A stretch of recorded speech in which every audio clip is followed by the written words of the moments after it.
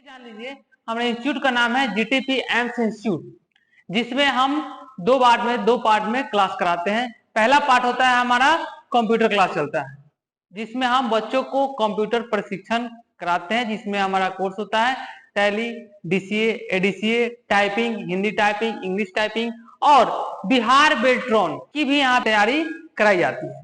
बिहार बेल्ट्रॉन में कैसा क्वेश्चन पूछता है, कैसे आपका वहां पे टाइपिंग टेस्ट लेगा, किस प्रकार से आपका ऑनलाइन एग्जाम होता है, ये सारी बातों को यहाँ पे सिखाया जाता है और पढ़ाया जाता है। आज हम उससे हटके अपने यहाँ पे क्लास स्टार्ट किया है, जैसे कि 9th हो गया, 10th हो गया, 11th हो गया और 12th हो गया। सबसे पहले इसके कंटेंट्स को जानेंगे, विषय सूची को जानेंगे कि इसमें कितने विषय सूची हैं और इसमें क्या क्या पढ़ना है। आते हैं, देखते हैं हम। तो सबसे पहला चैप्टर है हमारा प्रकाश का परावर्तन, रिफ्लेक्शन ऑफ लाइट। हम जानते हैं कि प्रकाश कहीं ना कहीं से आती है, तो वो कैसे आती है, वो वर्क कैसे करती है, हम इस चैप्टर में पढ़ते हैं। फिर आता है प्रकाश का अपवर्तन। यहाँ पे अब रिफ्लेक्शन हो गया।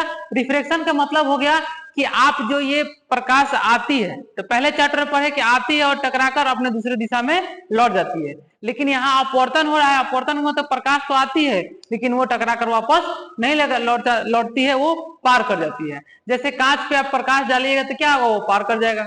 पानी में प्रकाश को डालिएगा तो क्या होगा, वो भी पार कर जाएगा। तो ये होता है प्रकाश का अपवर्तन। तो दोनों को अलग अलग हमें पढ़ना है कि अपवर्तन कैसे होता है और परावर्तन कैसे होता है।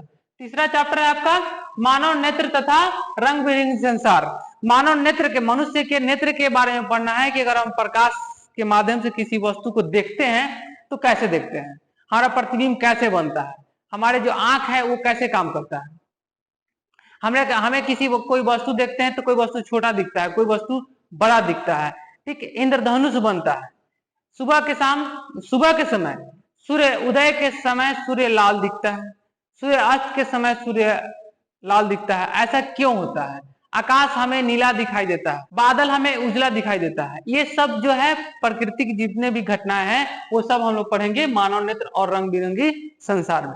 उसके बाद है विद्युत, इलेक्ट्रिसिटी। इसमें पढ़ना हमें कि जो विद्युत वर्क करता है वो कैसे वर्क करता है, इसका डिफिनेशन क्या होता है, इसका ऐसा ही मात्रक क्या होता है, डायनेमो कैसे काम करता है, जो हमारा पंखा होता है वो कैसे चलता है, बल्ब जो है वो बल्ब कैसे जलता है, बल्ब किस चीज का बना होता है, उसमें कौन सा गैस भरा होता है। विद्युत इस्त्री, जिसपे हम लोग कपड़ा आयरन करते हैं, वो कैसे बनता है, उसमें कौन किस किस धातु का प्रयोग होता है।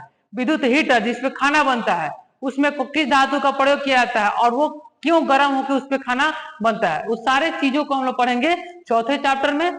उसके बाद है विद्युत धारा का चुंबकीय प्रभाव।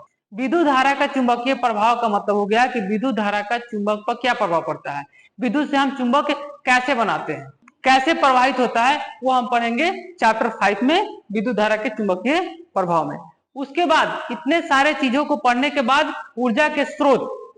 ऊर्जा, अगर हमें भूख लगती है तो हम खाते हैं, अगर नहीं खाते हैं, एक टाइम नहीं खाएं, 2 टाइम नहीं खाएं, 3 टाइम नहीं खाएं, अगर खाना नहीं खाते हैं तो हमें क्या होता है, वीकनेस महसूस होता है।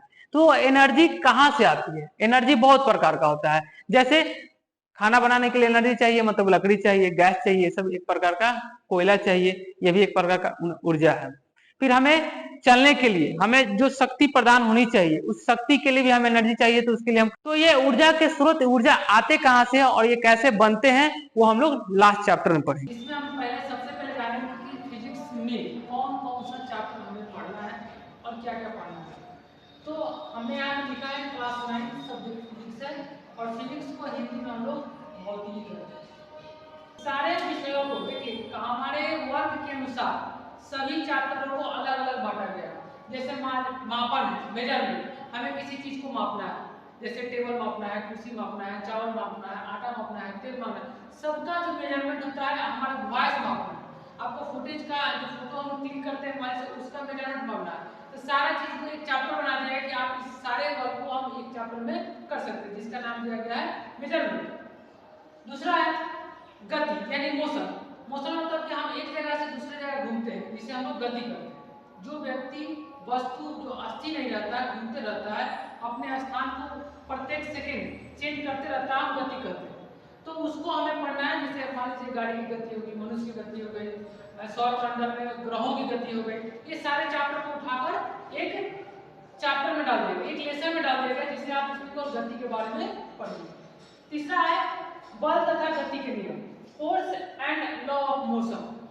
अब जो गति के हैं उसकी गति के कौन कौन से नियम, किस किस प्रकार से हम गति कर सकते हैं या करते हैं या द्वारा गति करते हैं। और उसमें क्या है, एक है फोर्स। फोर्स है जो हम बल लगाते हैं, किसी वस्तु को खींचते हैं या ढकेलते हैं, जिसे हम बल कहते हैं। खींचने में भी बल लगता है और ढकेलने में भी बल लगता है। तो उसको भी क्या क्या है, ये इसने एक चैप्टर में डिवाइड कर दिया कि आप इसमें इस चैप्टर को इसमें इस चैप्टर में पढ़िए। अगला है गुरुत्वाकर्षण। गुरुत्वाकर्षण के मतलब यहाँ पे क्या है, खड़े।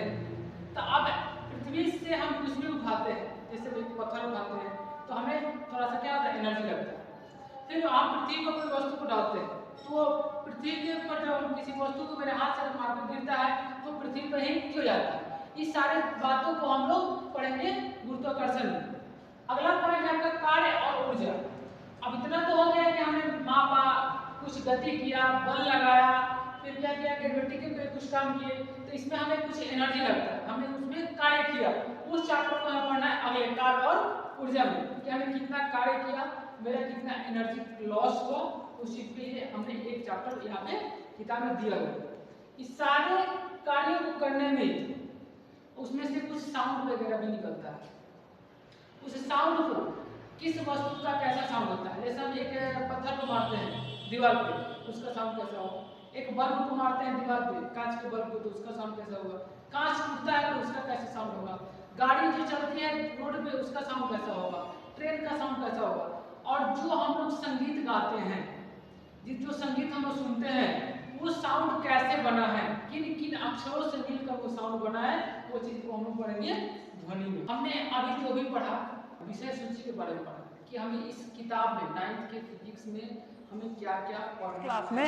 और जो चाहते हैं कि हम इस चैप्टर को पूर्ण रूप से तैयारी करें और पढ़ें, वो हमारे चैनल को लाइक करके सब्सक्राइब कर सकते हैं, ताकि उनका इंपॉर्टेंट जो चैप्टर है, अगला जो इंपॉर्टेंट टॉपिक होगा वो उनका छूटे नहीं। तब तक के लिए धन्यवाद।